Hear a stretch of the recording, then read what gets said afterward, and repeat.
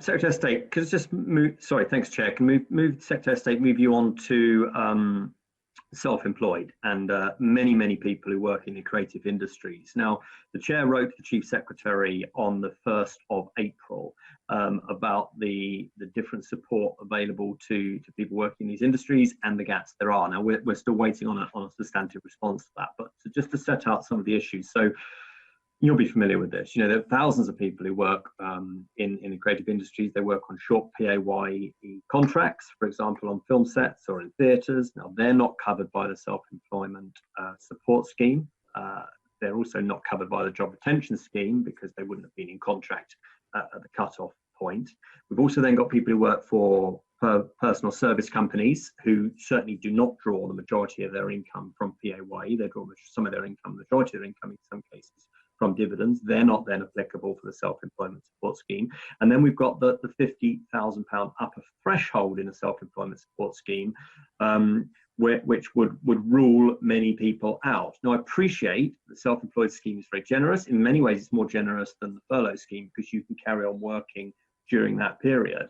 But geographically, it's not very well balanced. In part of the world that I represent, for instance, a £50,000 limit does not by any stretch of the imagination make you rich. There are a lot of people who work in this industry. It's an industry that puts a huge amount of money into the exchequer each year, and their diaries have completely emptied.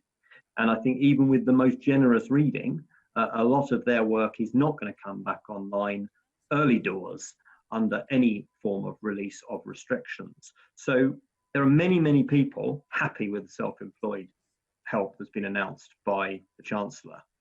There are a small but incredibly vocal and incredibly impacted group who are massively impacted and left behind by it.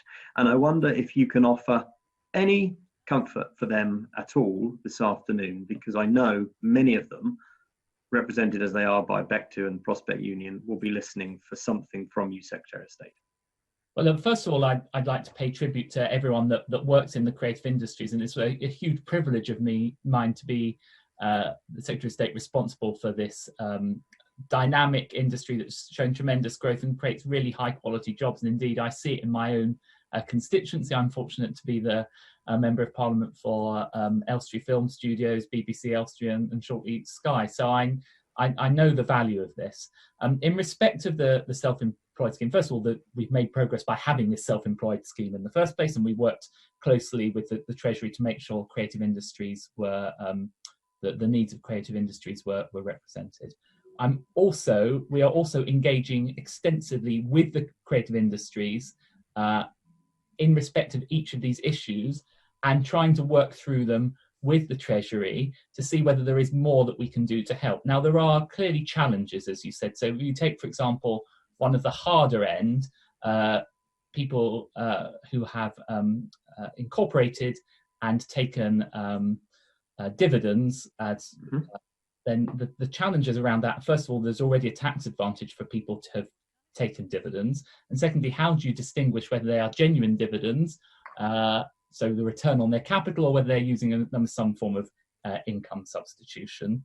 Similarly, in relation to the 50,000 threshold, there's always going to be a cut off one side or the other. And clearly, I appreciate the need to have an upper limit to this, because we wouldn't necessarily want to be subsidising partners in hedge funds and so on. But I think there are other issues, particularly in relation to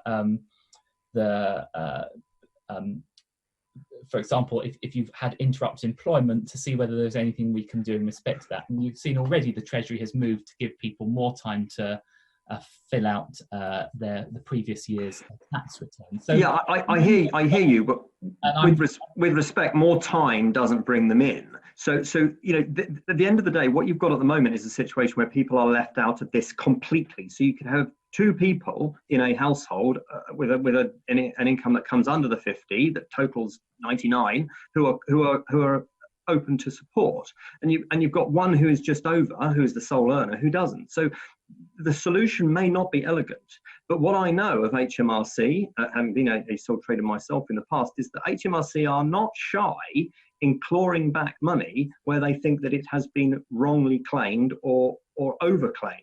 So what we need to do is get help to people now. And the £50,000 cap, yeah, I appreciate there has to be a cap somewhere, but maybe there could be a sliding scale whereby you couldn't claim the full £2,500 a month, but you could claim less on a sliding scale. What I'm saying is there may be an inelegant solution here, but what we need to do is get help to people now. Otherwise, they're going to end up into the benefit system, and the creative industry that you rightly say that you love and support working with just may shrink significantly unless we do that, Secretary of State. Yeah, and I think you make a very valid point, and all I can say is to assure you that we haven't reached the end of the road with this. So it's not as if we are saying, here's the scheme, that's it, end of it. We are working with the Treasury and with the creative industries. And what I mean by that is say we're trying to understand how the scheme is working in practice, the sort of evidential base for the extent to which there is a problem,